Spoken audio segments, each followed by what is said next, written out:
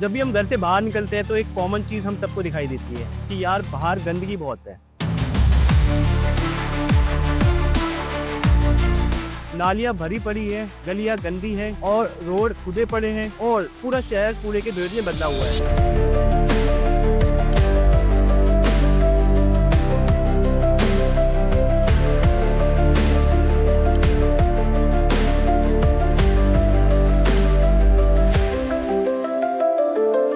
लेकिन क्या ये गंदगी सिर्फ एक दिन में फैली है और क्या ये गंदगी किसी एक पर्सन ने फैलाई है और क्या इस गंदगी के लिए सिर्फ सिविक अथॉरिटीज और एमसीडी जिम्मेदार है? आइए आज मैं आपको रियल कल्प्रिट से मिलवाता हूँ।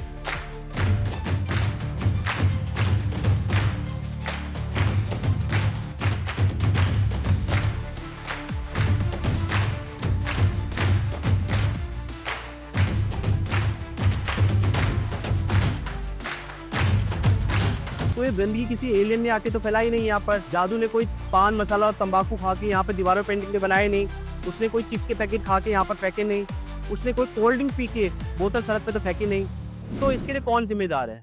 इसके लिए कौन कल्प्रिट है?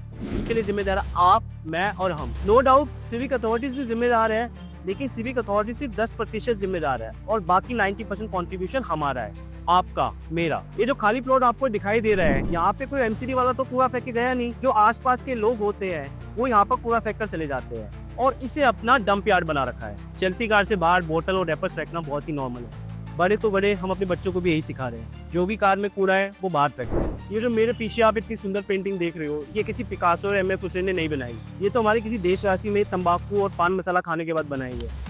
सच बोलूँ तो इतनी सुंदर और इंस्टेंट पेंटिंग बनाने का जो टैलेंट हमारे देशवासियों के पास है वो और किसी के पास नहीं है। और एक बात तो मैं भूल ही गया, ये जो कार का गेट खोलकर लोग खुला करते हैं, तंबाकू थूकते हैं, मतलब ऑसम है।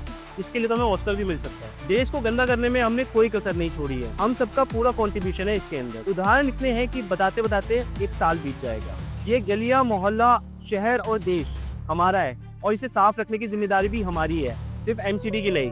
कभी कभी मेरा दिल करता है कि मैं इस देश को बड़ी खूबसूरती से सजाऊं, लेकिन मैं जानता हूँ ये मेरे अकेले बस की बात नहीं है, ये एक तरह का ख्वाबी पुलाव है। लेकिन हाँ, अगर हम अकेले अपने अपने पार्ट पर ये मेक श्योर करें कि हम कोई गंदगी नहीं फैलाएंगे तो रियली में हम इस देश को सजा सकते हैं। हम अपने बच्चों के लिए सिविक वॉलंटियर बने और उन्हें सिविक सेंस सिखाए। हम फौरन जाके वहाँ के देश की तारीफ करते हैं, लेकिन इतनी सी बेसिक बात नहीं समझ पाते हैं कि वहाँ के लोग मेक श्योर करते हैं कि उनका देश साफ रहे और साफ दिखे। वहाँ के लोग पूरा कंट्रीब्यूशन करते हैं अपने देश को साफ रखने में, जिस तरह से हम कोई कसर नहीं छोड़ते अपने देश को गंदा करने में। सच बोलूं तो हो सकता है हम देश की चौथी सबसे बड़ी अर्थव्यवस्था हो, लेकिन सिविक सेंस में हम आखिरी नंबर पे भी खड़े नहीं दिखाई देते।